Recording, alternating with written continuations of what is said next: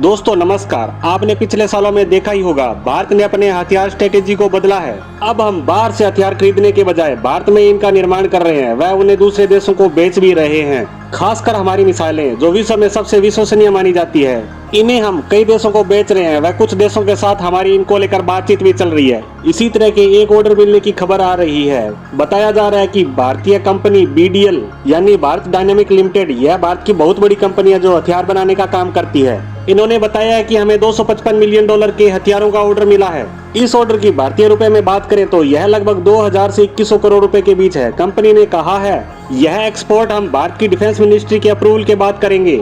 मैं आपको बता दूं, जब भी किसी भारतीय हथियार निर्माता कंपनी को ऑर्डर मिलता है तो वह इसे स्वीकार तो कर सकते हैं, परंतु बाद में इसे अप्रूवल के लिए भारत सरकार के पास भेजना पड़ता है। फिर डिफेंस मिनिस्ट्री, विदेश मंत्रालय व PMO कार्यालय से कंसल्ट करके उसे मंजूरी देती है। इसमें देखा जाता है कि कंपनी जिस देश को हथियार सप्लाई करेगी वह कहीं हमारा दुश्मन देश तो नहीं है। यहाँ यह भी देखा जाता है कि हमारे किसी दोस्त देश के दुश्मन को हम हथियार सप्लाई न करें, जिससे हमारे दोस्त देशों से संबंध खराब न हो जाए। यही सब देखकर अप्रूवल दी जाती है। पिछले 5-6 सालों में देखा जाए तो हमने लगभग हर ऑर्डर को अप्रूवल दिया है। इसीलिए बताया जा रहा है कि सरकार इस ऑर्डर का रिव्यू करके इसे मंजूरी दे देगी और उसके बाद इस पर काम शुरू कर दिया जाएगा। अब हम बात करते हैं कि यह हथियार कौन सा है, वह किस देश को इसकी सप्लाई हो रही है। तो मैं आपको बता दूं, BDL और भारत सरकार ने इसके बारे में ऑफिशियली कुछ नहीं बताया है, परंतु मीडिया की खबरों से पता चलता है कि यहाँ नाग एंटी टैंक गाइडेड मिसाइल का ऑर्डर दिया गया है और इस ऑर्डर को देने वाला देश बताया जा रहा है आर्मेनिया। जी हाँ, आर्मेनिया ने इस 2000 करोड़ रुपए की नाग मिसाइलों का ऑर्डर हमारी BDL कंपनी को दिया है। यहाँ आपको यह जानकर और ज्यादा खुशी होगी कि आर्मेनिया पिछले कई सालों से भारत के हथियारों को लेकर काफी ज्यादा सीरियस है। दरअसल जब से आर्मेनिया अजरबैजान का युद्ध हुआ है,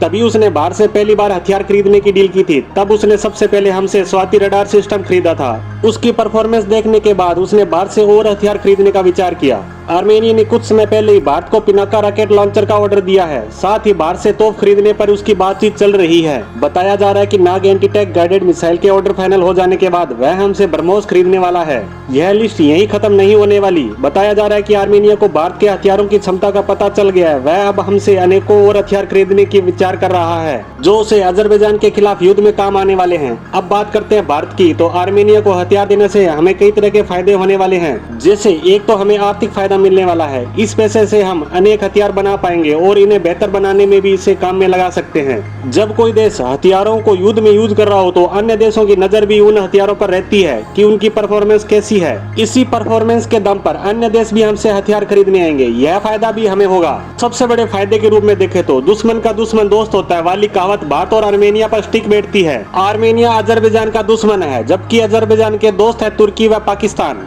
ये दोनों देश अजरबैजान को खुलकर युद्ध में सहयोग करने में लगे हैं और भारत के युद्ध में आर्मेनिया का सहयोग करने से अजरबैजान कमजोर होगा, जिसका मनोवैज्ञानिक दबाव पाकिस्तान और तुर्की पर पड़ेगा। यह फायदा भी भारत को ही मिलने वाला है। इस रक्षा सौदे को लेकर आगे भी हमारी नजर बनी रहेगी। इसी के साथ आज की पोस्ट को यहीं विराम देते हैं। धन्यवाद।